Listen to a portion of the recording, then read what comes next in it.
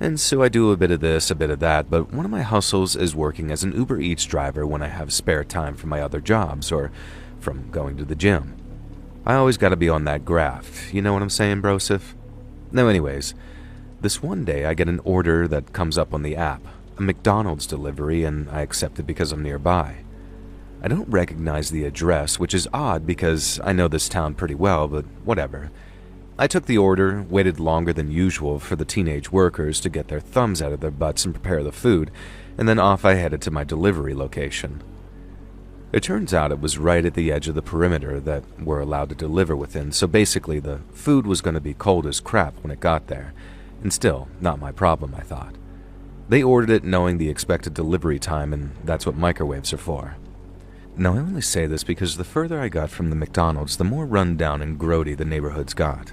We started in a sort of run-down urban area in the first place and then drove through a suburb that looked like it had been cursed by the demon of poverty itself. It kind of looked like the way movies portrayed Detroit when they're trying to emphasize how bad it can be, but also maybe even more abandoned. There was barely any graffiti, which was weird. Like even the criminals and the youth gangs didn't want to hang out in this area, it seemed. And no wonder I'd never heard of the place before. Now, I heard fear being described on a podcast as bone prickles not long ago, and that term struck me as perfect. Driving with this goddamn McDonald's, the smell of fries and Big Macs making me feel kind of sick, I started suffering with the bone prickles. And the moment I heard the guy say that phrase on the podcast, I knew exactly what he meant. It's like when your entire body tingles and prickles thanks to some kind of unspecified fear, and I was feeling this just by driving to the delivery location. Now, eventually I reached this address, and it was on the very edge of some rundown suburbia. Now, if this house had been the only occupied property on the block, I wouldn't have been surprised. The rest of the houses were completely dark, boarded up, and run down. This one house had light spilling out of every window and chill, relaxing music playing loud enough for me to hear as I pulled up to the curb outside. Some kind of pop punk or something kind of fun. I manhandled the bag that keeps the food warm, although with how long it had taken to arrive at that location, I didn't have much faith in their fries being hot anymore. Again, everything had fallen within the promised delivery time, so no issues there. I hauled butt up the driveway, surprised at how heavy their food order was, and I knocked. It took a few knocks before the volume of the music inside lowered, and the door was answered by a pretty-looking guy, a very reassuring gentleman. Now, he must have been in his mid-20s, and he was wearing a band tee and had a goofy expression that made me think that he might have been stoned. Now, I explained that I was there to deliver the food, and he yelled back in the house that some chick was here with a McDonald's had anyone ordered any food. I explained that that was a pretty large order, so maybe it was for a bunch of them, and he seemed pretty confused by this. Now, he said that there was only 3 of them in the house, and they'd recently gotten a delivery pizza, so he couldn't really explain who'd ordered the McDonald's. I showed him the app and confirmed 100% that the address was correct, and he asked me to wait on the porch while he went and checked with the rest of the guys, and so I was just stuck standing there while I heard vague noises from within. Muffled voices turned into banging and almost shouting, and I began to feel that bone prickle again. Eventually, this goofy streamer reappeared at the front door. Now remember, I still had the food in the thermal bag at this point, and he apologized profusely, saying he was an idiot and the other guys had ordered McDonald's as well as pizza, and everything was all good. However, just as I started to unzip the bag, he told me to hang on because they wanted to offer me a tip. I told them they could do it through the app and they didn't have to do it at all, but this guy was absolutely adamant that they were going to give me $10 for the trouble, so if I could just wait on the porch again, he'd head inside and get the cash. Now, who even keeps cash around these days, to be honest? Now anyways, this time he left the door open just enough for me to see inside. The front door opened into the living room, and I was kind of impressed how clean and frankly awesome the place looked.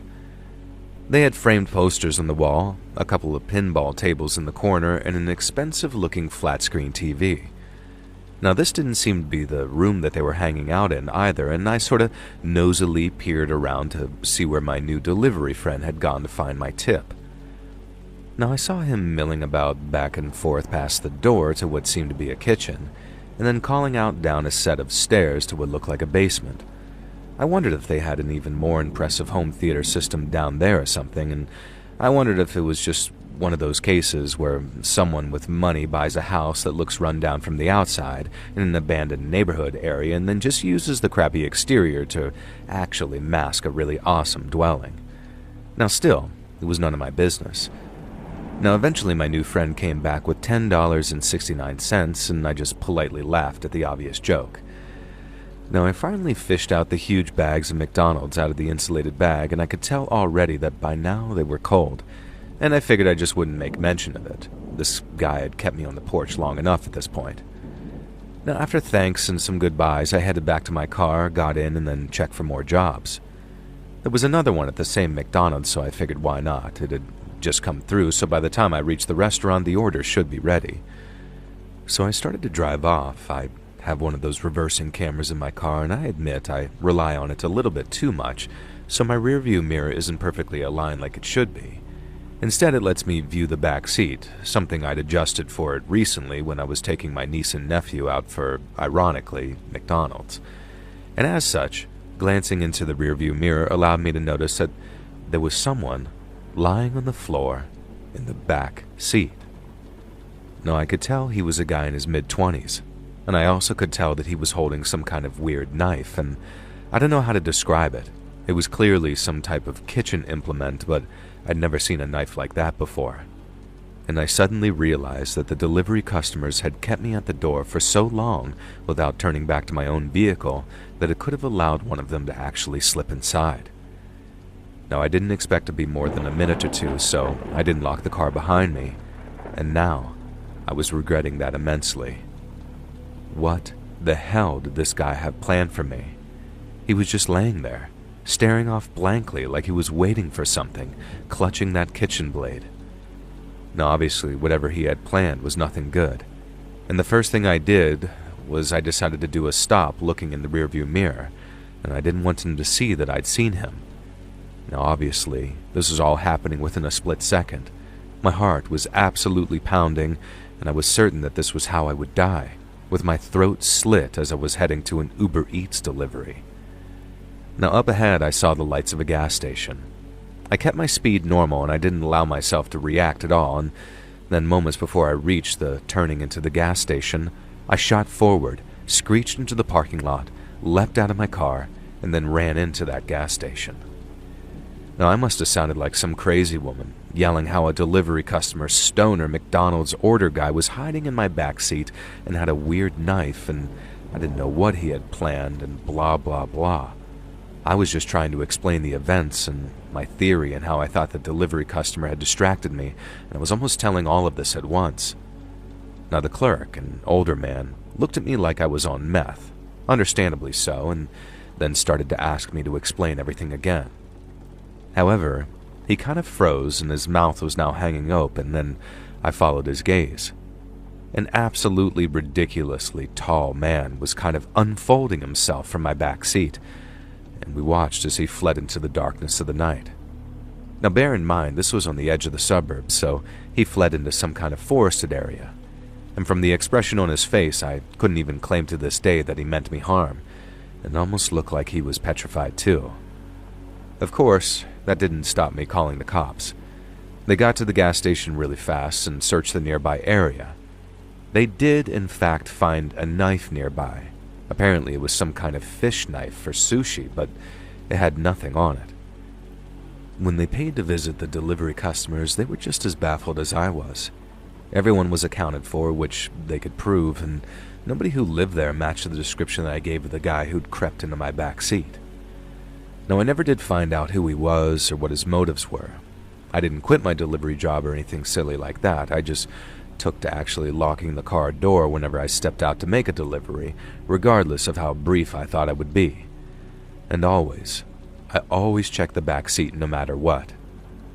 Something tells me that the guy hiding out in my car didn't mean me harm, but the look of fear and alarm on his face as we watched him flee makes me think that someone out there would have done us more harm than I can even fathom if they'd found it.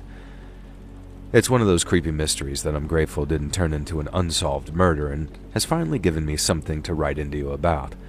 But like they say, be careful what you wish for, because I feel like this was a cautionary tale where the lesson is that it's far better not to wish you had a scary story to share with internet people.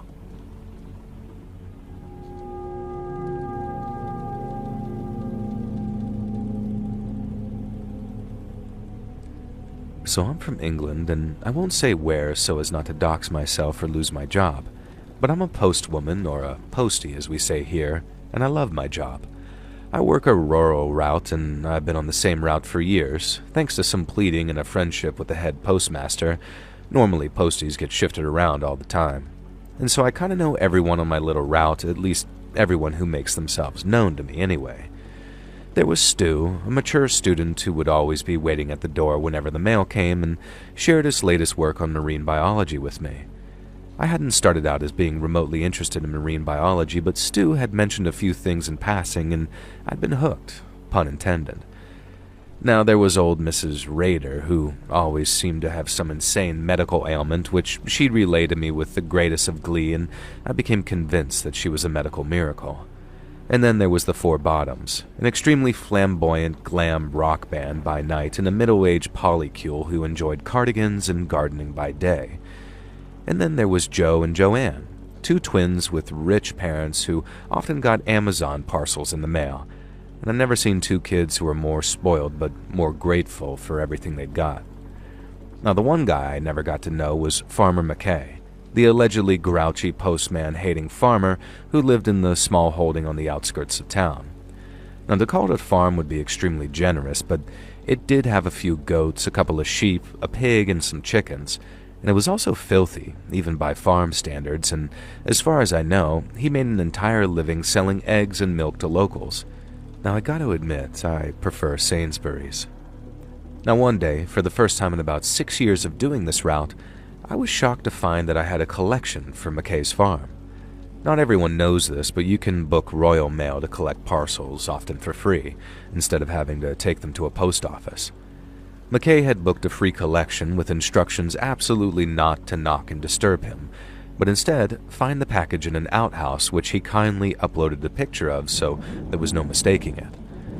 Now, I made sure that I wore my wellies that day, as I didn't fancy wading across the sludge that McKay called a yard.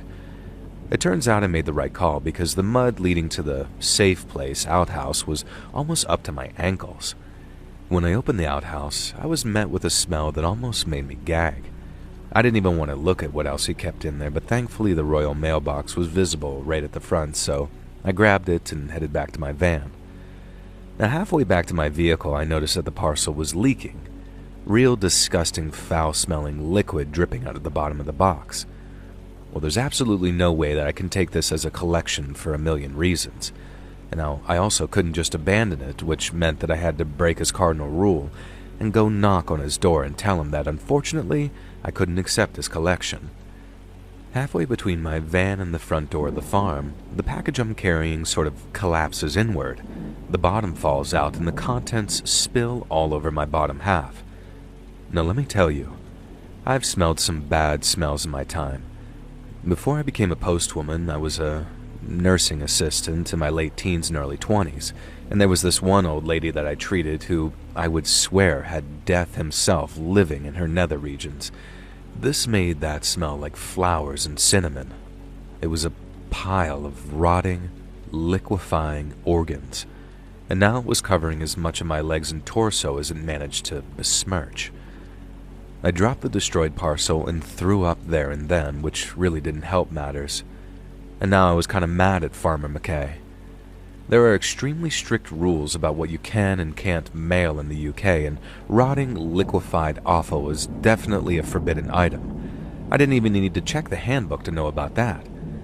But then I started looking at all that stuff. Maybe my imagination was running away from me, but I was sure that I could make out part of a human spine among the gore. An eyeball winked out at me, clearly fresher than some of the other unspecified parts that covered me, the ground, and everywhere. Now I suddenly got this idea that McKay was trying to use the postal service to hide evidence of a crime, and standing out there in the open in the center of this small holding in the middle of nowhere, I suddenly felt very vulnerable and exposed. At this point I didn't know what to do. I was convinced my colleagues would give me absolute crap if I fled the scene, but I started picturing Farmer McKay hiding behind a curtain, looking out one of the windows, a cocked shotgun aimed right at me. And so I kind of ran toward the main house. As the front door began to open before I even reached the porch, I wondered if I'd made a terrible, terrible mistake. But the man who stood on the doorstep wasn't Farmer McKay. I could see the resemblance, but he was a much younger man, and as he took in the sight of me covered in those organs and trembling in fear, I could see genuine guilt and regret on his face. He didn't invite me inside. You can hardly blame him. I was dripping in unspecified corpse juices. But there on the doorstep he explained that Farmer McKay had been taken away by doctors the day before, after increasingly strange and erratic behavior that had gone unnoticed by his family. He apologized profusely for the parcel collection being overlooked because they should have known that something was awry. McKay never sent packages. I was severely shaken, not least because I couldn't face the idea of getting in my beloved post van covered in this. And thankfully, the grandson, as that's who he turned out to be, helped me hose off the worst of it before I headed back to my van. It's what I saw in the back that really caused this to be a scary story, though. I made the mistake of glancing into the dilapidated barn as I trekked across the mud to my post van, and I only caught a quick glimpse because I looked away as quickly as possible. But no matter how many hot showers I took to wash off all those juices and the gore from my body, I could never scrub the sight that I saw from my mind. In the barn, Farmer McKay had piled what were presumably all of his animals. I couldn't make out which species they were. They'd all melted into one festering, indiscernible pile of corpses. A number of empty cardboard boxes sat nearby, and I could only assume McKay planned on shipping the remains of his animals to various places. To this day, it drives me mad that I never checked and don't remember who the recipient of the original parcel was. I have no idea what his motive was for mailing these liquefied parts, and I guess that's partly the problem with whatever was wrong with him, dementia or whatever had befallen him. It doesn't make sense. He could have been aiming for revenge on his enemies, and he could have believed that he was shipping genuine prime cuts to customers of his farm. Either way, I'm not sure I ever want to know. The McKay small holding was demolished not long after, and after what I saw, I can't say I'm at all sorry that it became one less stop on my postal route.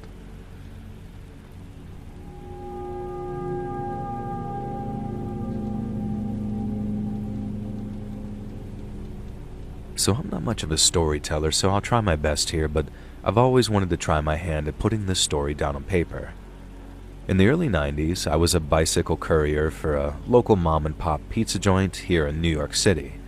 I'd gotten the job while I was still in high school, thanks to my dad being a regular customer at the store and getting to know one of the owners, the husband, who we'll just call Pop Soul.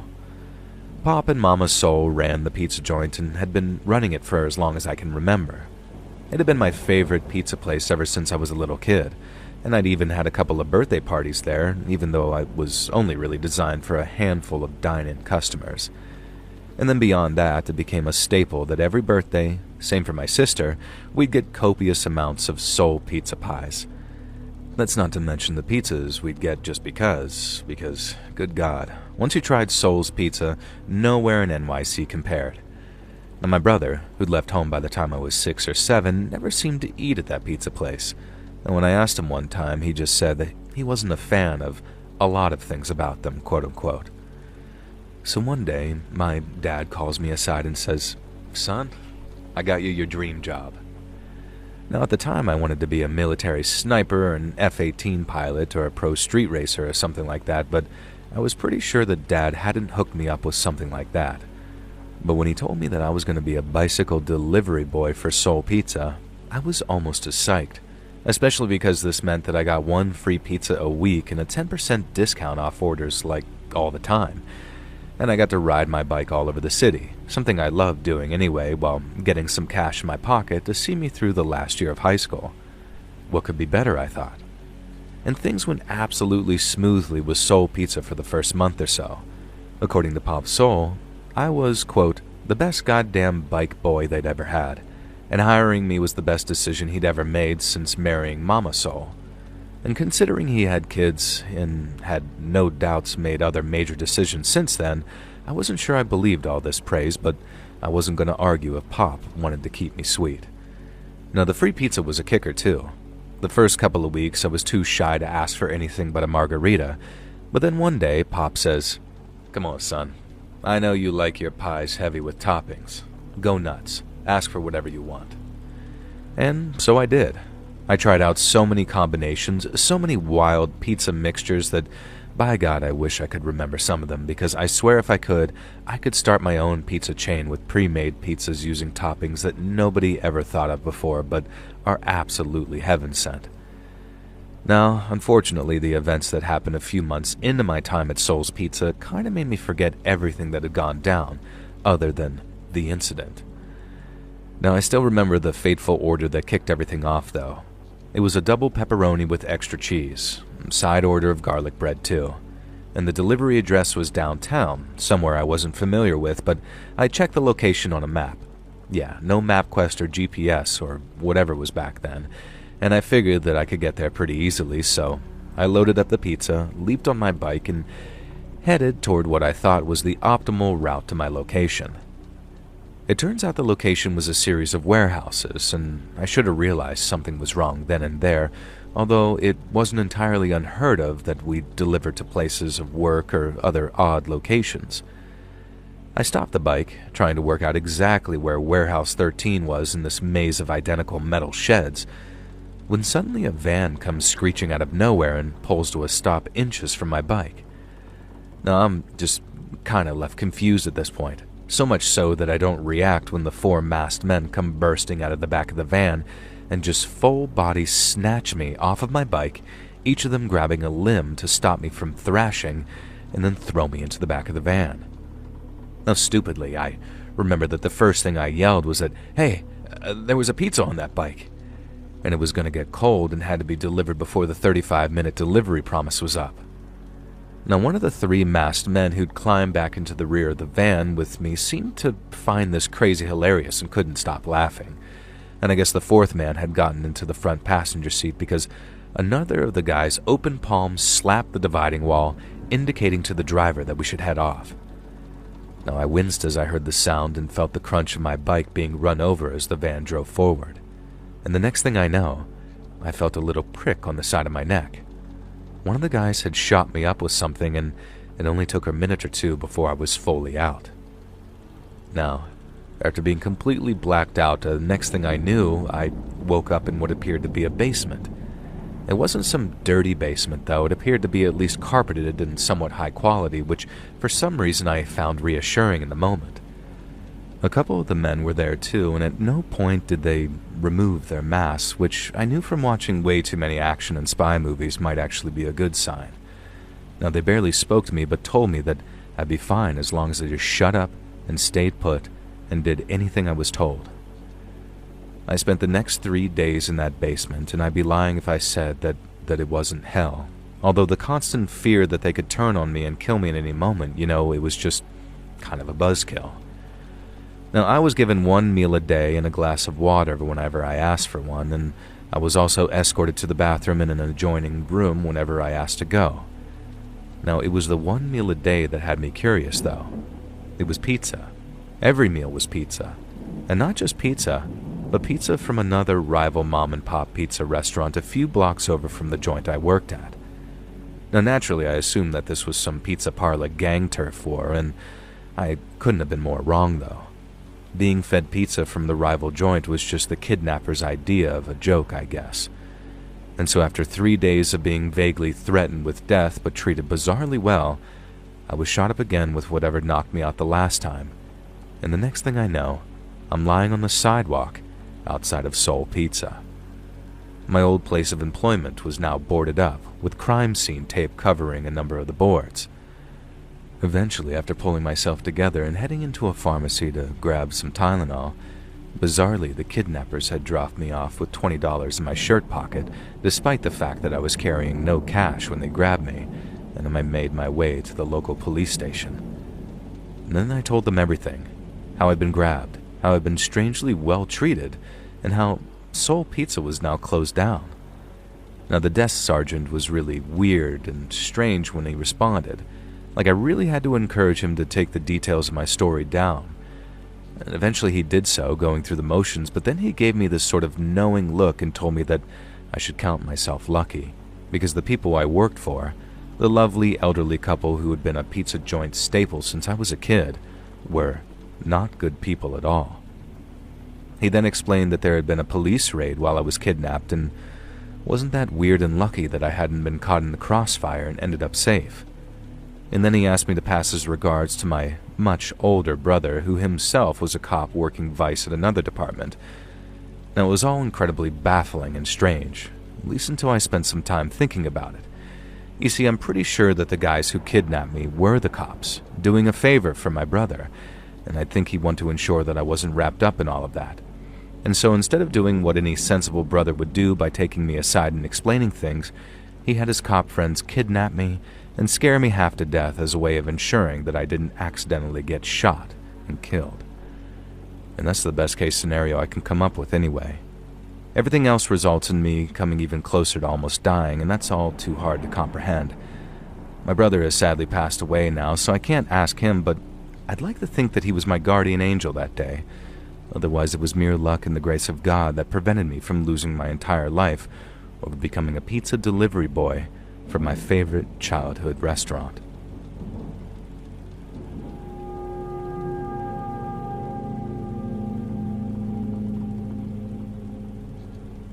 When I was a little kid, for reasons I won't go into, I lived with my maternal grandparents around 80% of the time.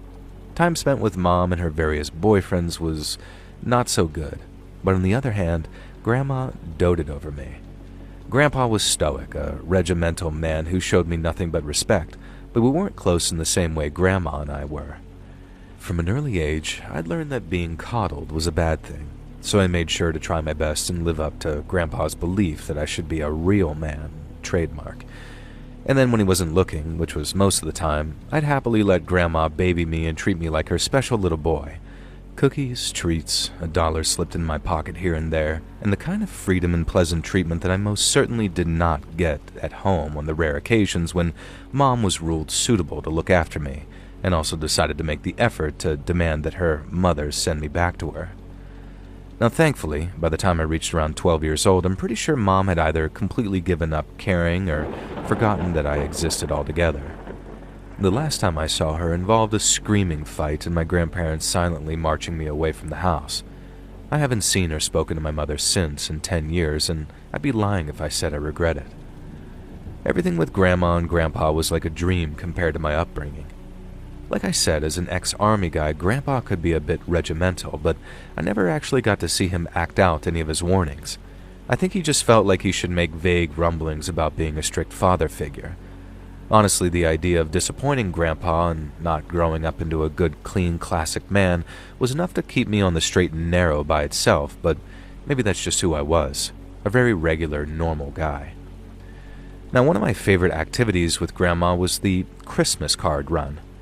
There would be no mailing Christmas cards with Grandma, at least not to anyone within a 40-minute driving distance of our home, and Grandma and Grandpa were both extremely popular figures in the community, so they had a pretty extensive Christmas card list. Right up until my early teens, I used to get genuinely excited about doing the Christmas card rounds with Grandma in early December, and it really felt like the season had truly begun.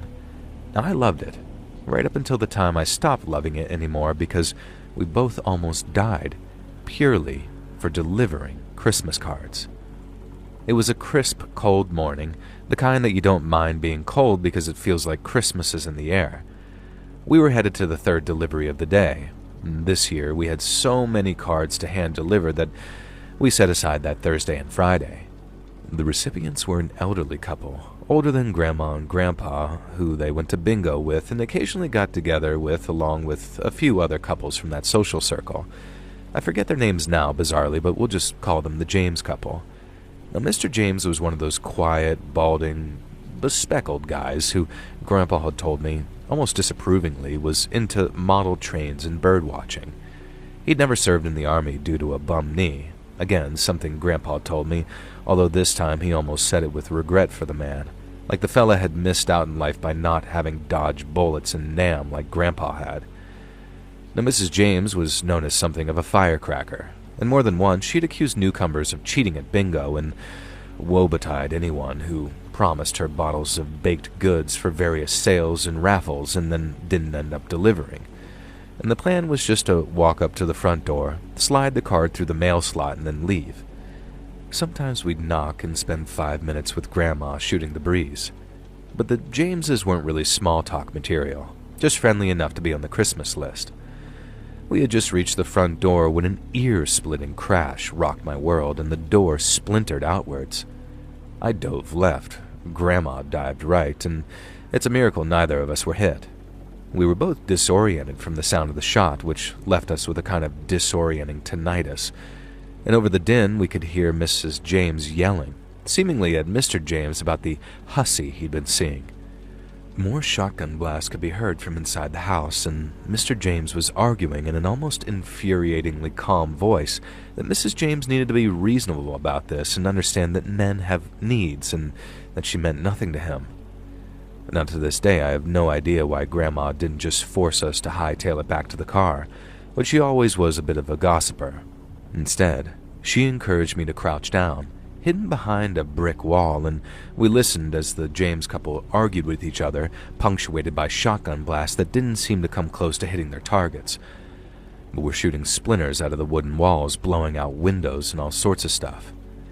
Now how Mr. James had the absolute balls to face down his obviously insane wife, I'll never know. All I can assume is that he was somehow 100% confident that she wouldn't shoot him. However, they had no idea anyone was outside, and while Grandma made me crouch there, gathering the gossip while I trembled in complete terror, another shotgun blast came bursting through the window right above my head. Now, a piece of the buckshot even clipped my ear, I think, and I started screaming, thinking I'd been shot. And that's what shook Grandma out of her lunacy. She had to get her grandson out of there, and get me out of there she did, and with superhuman strength, Grandma swooped me up over her shoulder and power ran toward the car, successfully managed to open the driver's side door and throw me through in one fell swoop. And then she dived in behind me, and finally, we drove around the block from the James's house. Now these were the days before cell phones, but thankfully someone had called the cops, and suddenly screaming sirens and lights came charging down the street. Grandma said that was our cue to leave because we had too many cards to deliver and not enough time to give a statement to the police, and besides, they'd never even know we were there. A long story short, I had nightmares for months afterwards about delivering Christmas cards that blew up in my hand. Mrs. James was charged with criminal damage, neglect, and mishandling of a firearm, but received a suspended sentence. This was aided by the fact that Mr. James did not press charges, and in fact the couple stayed together after all that ordeal. Grandma and Grandpa avoided them as best as possible at bingo, though, and did not socialize with them anymore. They never admitted to the couple that we'd been there that day, and frankly, I'm glad because I'm not sure that I could have stomached having to face Mrs. James again as she tried to apologize for almost accidentally killing us. We still continued delivering Christmas cards together for the next few years, until my high school studies meant that I was a little too busy to spend as much time with Grandma. But I'm happy to report that after that insane shooting incident, Grandpa removed the Jameses couple from her Christmas list, and we never had to deliver to them again.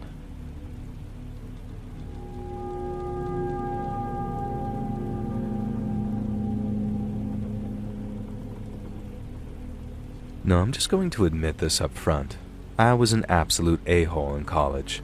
Like the kind of smug, not quite rich jokester, prankster who thinks he's way funnier than he is. And I'm also glad this was around 15 years ago because a few years later, and I genuinely think that I would have tried to launch a career as one of those intolerable YouTube pranksters. You know the ones I'm talking about. Now thankfully my pranking days extended solely to being the class clown. And this led to a certain fraternity paying attention to me and encouraging me to pledge, so I did. Honestly, I loved the hazing. I was the one getting pranked, sure, but it made me the center of attention, and I was always up for going a step further than my fellow pledges.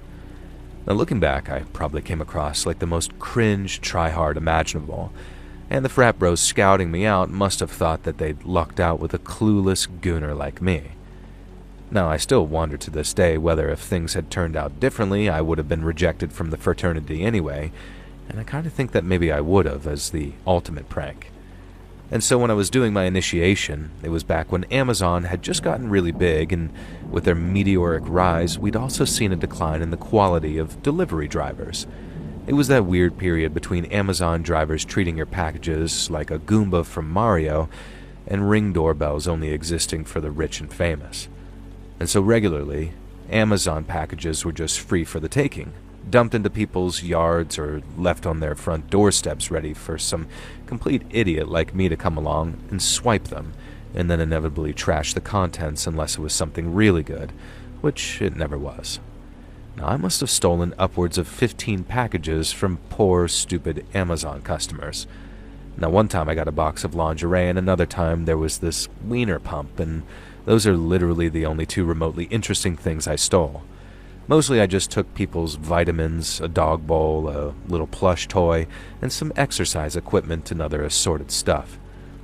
And then one day, I saw it. A large tantalizing package sitting on a doorstep just there for the taking. It had to be something good, like a microwave oven or a custom kitchen delivery. It just had to be, and I knew it. I could feel it in my bones, so I had my idiot cameraman, another pledge, film me creeping up to do a crab walk in a hoodie and jeans like I was some type of Temu iDubbbz. And then I grasped the package with both hands and yanked it backwards. It exploded. And I don't mean one of those cute glitter bombs that they use now. I mean it literally exploded. It burned my face and scorched my hoodie, the polyester, right to my skin. No, I was screaming and disoriented and in absolute agony. My cameraman, the coward that he was, had already shrieked and ran away. And then they came, leaping out of the bushes, a group of masked men waiting for me to try to steal that package. Now, I was down for the count, suffering from what felt like third-degree burns, but realistically were probably only first-degree. They felt worse, though, as the masked men started kicking and punching me. They were yelling at me for being a thief, a scum, a criminal. They said I was everything wrong with America, that I was ruining the fabric of this goddamn country. All because I tried to steal an Amazon package as part of a fraternity prank. And you know what? I can't disagree with them. I was a prick, and I deserved a kicking. And I can't say I deserved the shattered eye socket or the permanent limp or the shattered arm that required a metal rod to hold it together, and maybe that punishment was a bit extreme. But at the time, I did convince myself I deserved it. And the paramedics were called by a neighbor, obviously, long after the masked men had disappeared.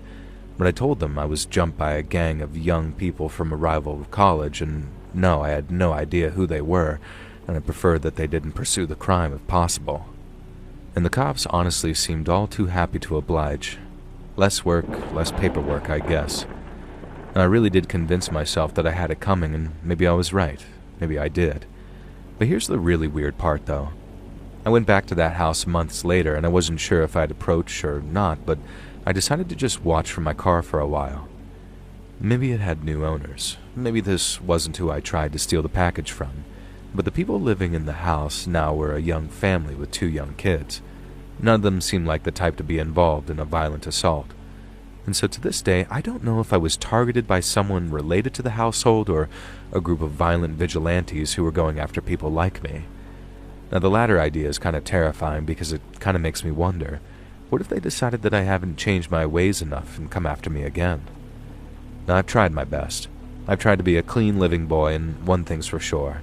I did not pursue joining that fraternity after all, and a regular dorm room and weekly chess club is all the excitement I want in my life. Thank you very much.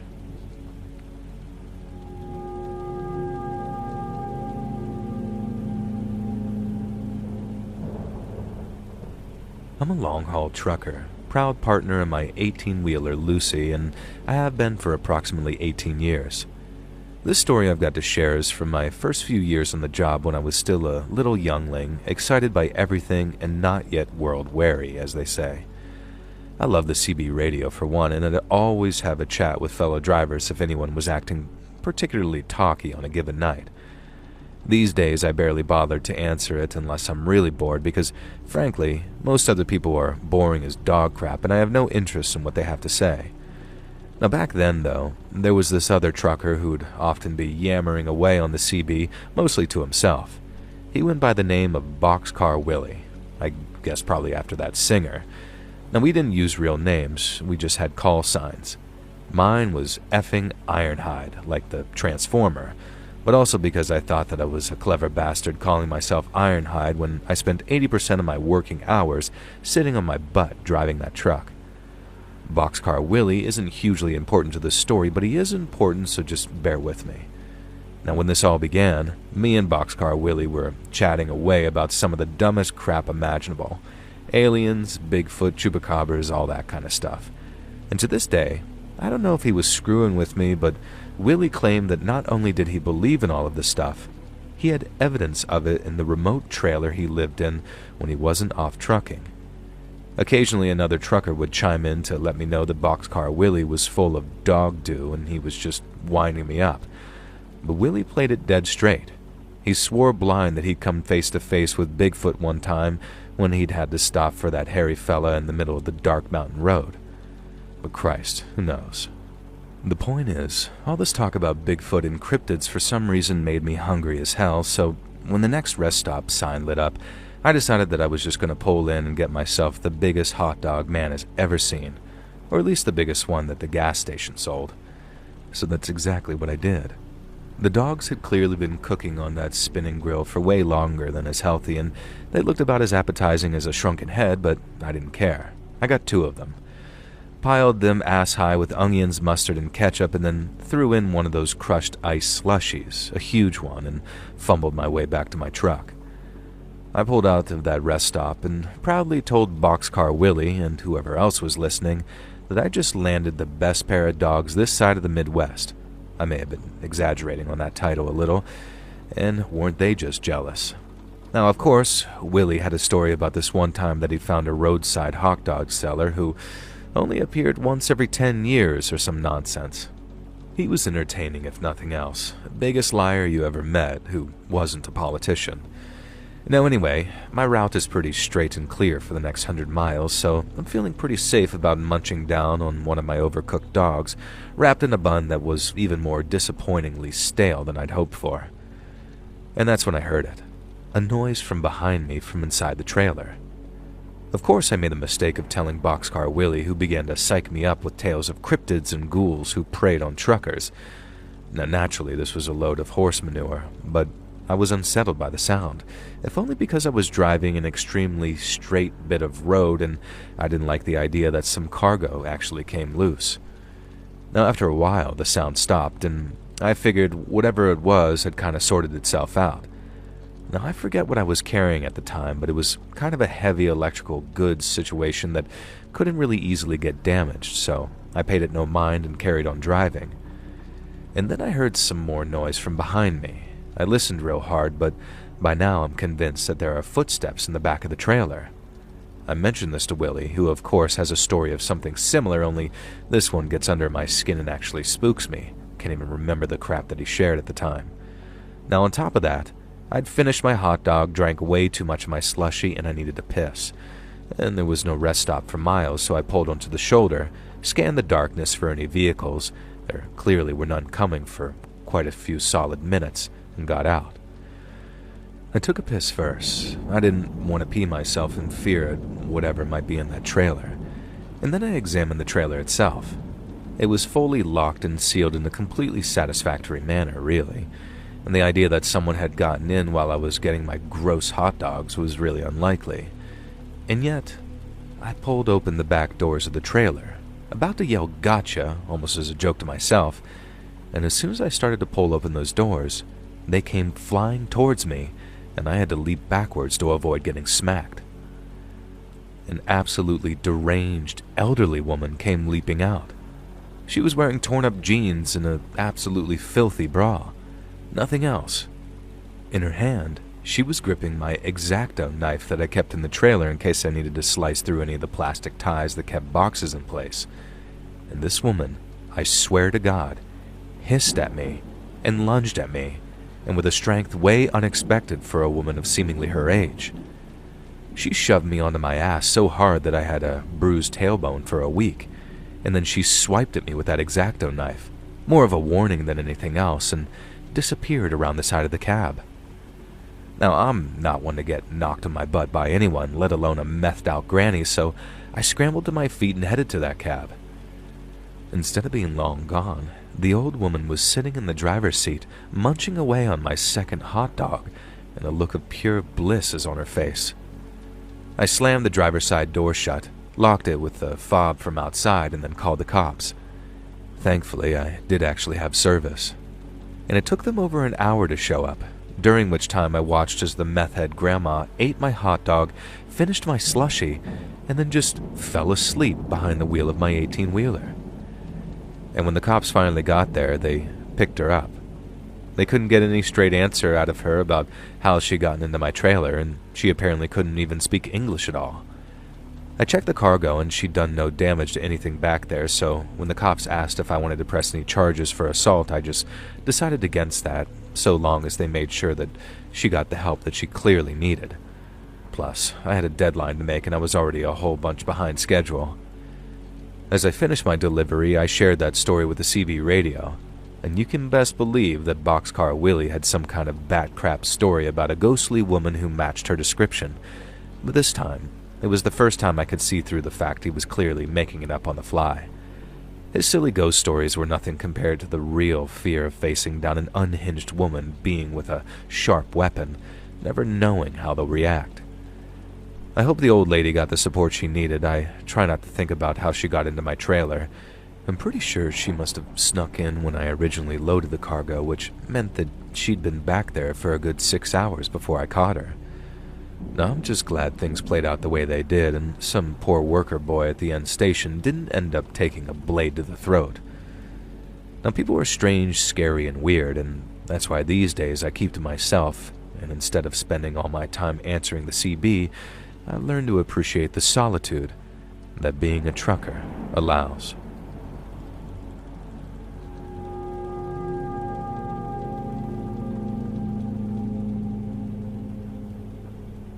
This happened to my dad back in the 1960s, and he's given me permission to share it with you. He worked as a paperboy for quite a few years back in the days when kids made a decent living hurling papers from their bikes as they cycled past. Dad, however, went that extra mile. They actually stopped at every house and gently placed the paper on the front stoop. It made him a real popular paperboy, and come Christmas time, he'd often find a little thank you card and a tip pinned to the door of some of his deliveries. Now, one woman took a real shine to him, I guess. A real shine, as it was around February, and for the first time ever, this old woman was waiting on the porch for him. She invited him in for a drink and a vague insinuation that there would be a financial reward following that, i.e., a tip.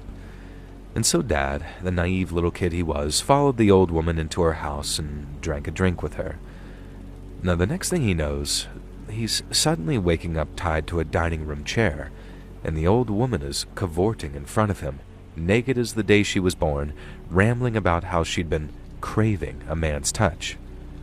Of course, Dad's like 8 years old at this point and totally horrified by everything that's going on. Thankfully, also being an 8-year-old, he's able to squeeze his way out of the pathetic knots that this perverted old hag has tied around him, and so screaming bloody murder, Dad manages to pull himself free from the naked old woman's dining chair and then basically fling himself from the house, leap onto his bike, and catapult himself through town back to the grocery store that he worked for. And when he got there, the owner took him aside and, a weird turn of events, offered him $10, a hell of a lot of money back then, to keep quiet about the whole ordeal. Now, he promised he wouldn't have to deliver papers to that old woman again as long as he kept quiet and accepted the money. Of course, Dad being the dumb 8-year-old, he just took the deal without a moment's hesitation. It's become something of a family legend now, and the woman passed away not long after, and we never did find out the cause, motive, or twist behind any of it. We have no idea why she decided my dad would be the perfect male touch for her, and frankly, none of us wanted to know. It's just one of those things. There are weird people out there. Be careful, especially of strange old women.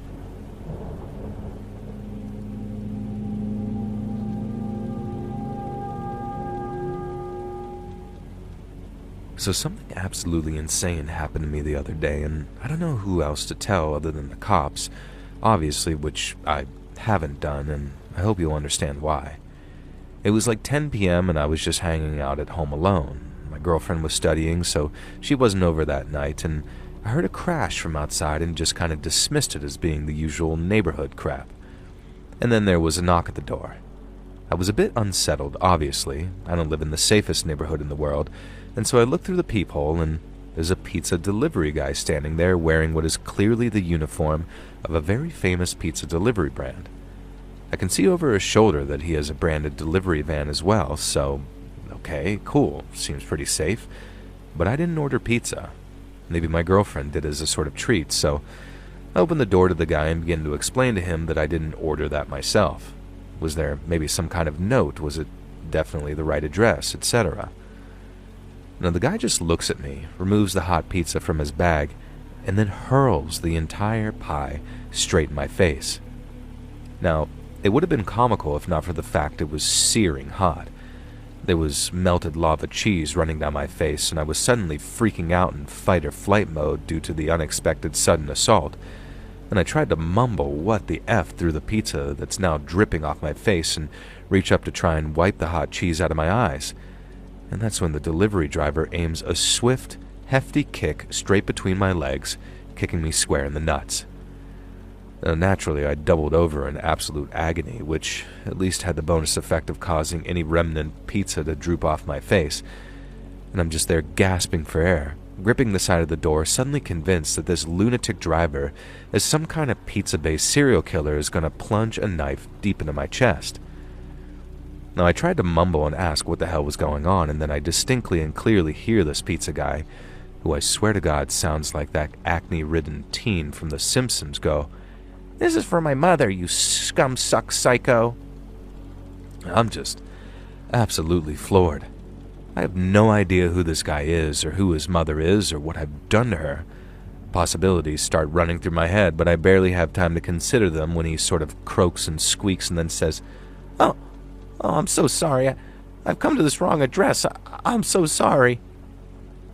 I managed to look up through tears of pain to see him run through my yard and leap into his very clearly branded pizza delivery car.